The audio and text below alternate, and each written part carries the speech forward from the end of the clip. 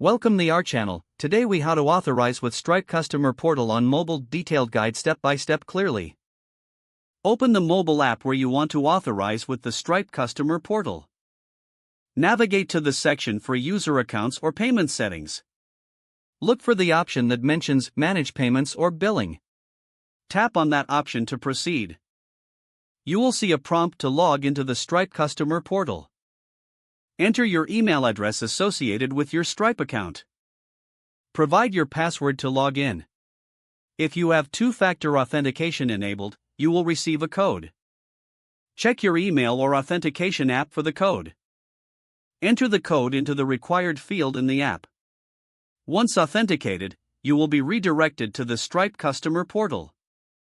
Here, you can view your current subscriptions and payment details. Choose the subscription you wish to manage or update. Review the details carefully before making any changes. If you want to modify your payment method, select that option.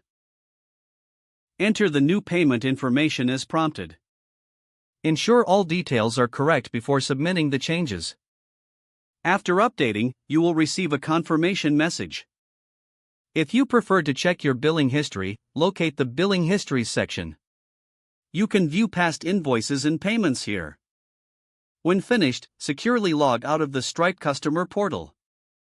Close the app to complete the process. If the page does not load, refresh the browser or try again in a private or incognito window.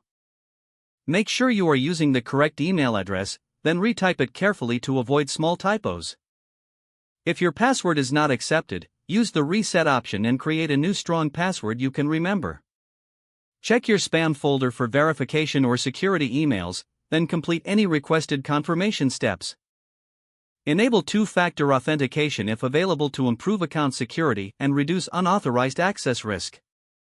After signing in, review your profile details so your contact information and settings are accurate and current.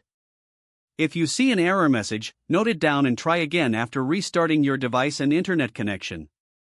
Don't forget to like this video and subscribe to our channel for more step-by-step tech guides.